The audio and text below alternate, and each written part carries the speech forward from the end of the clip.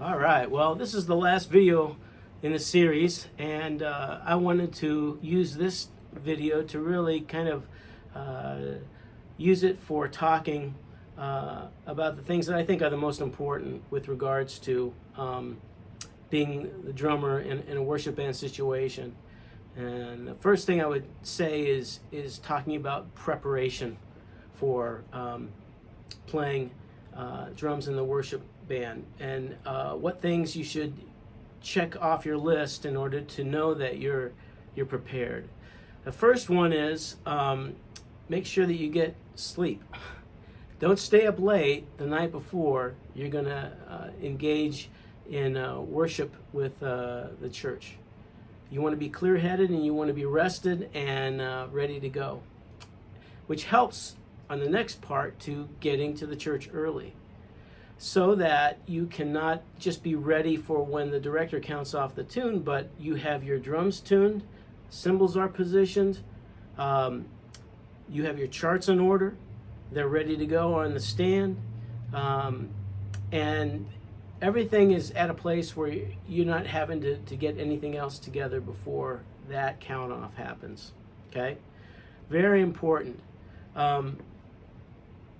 Another thing is really important is to have the tempos of the songs down inside you. If you're used to playing with tracks, or there's a count off of a metronome that happens, well, sometimes those technologies can get bugs in them, or sometimes they just will inadvertently quit. And so when you're in that situation, you being able to have the tempo to the next song is really helpful. Just so that you can count off, if you need to, the song to continue with the service. So it's our job to have those tempos inside us, just for that sake of knowing the meter to be able to stay solid with the song. So that's a really important thing as well. Using the time before the actual count off of the first song happens is usually a thing I'll do with getting my headphone mix together by listening to the other musicians as they're tuning up and going through their parts before actually starting to play. That'll be a time where I can use that little sequence of events of them trying out their instruments to actually get my levels set in my headphone mix. And then really the major thing out of those is to not play when the song is over in rehearsals. I've been in a lot of playing situations and worship situations where as soon as the song stops, people start noodling on their guitars and keyboards, and it just becomes this wall of sound that the music director is going to try to speak over, and it's just really insensitive. So it's really helpful for the drummer to be leading that charge of not playing, so that you can keep things moving along in your worship practice.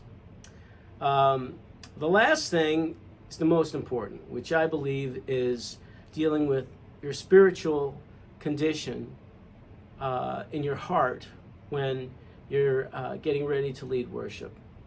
And I will go through this kind of list of words to get my heart together. And it spells out the word acts, A-C-T-S, like the book in the Bible. The first letter, A, would be the word adoration.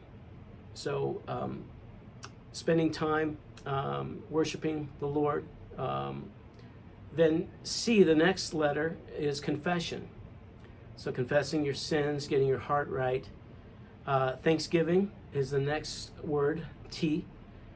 And then supplication, the last word, S, for making prayers for your loved ones and your worship situation, your brothers and sisters that you're going to be leading, helping them to lead worship with. And so all these things work together to kind of get your heart and your mind together. So I want to share that with you. Hopefully that will help. God bless you.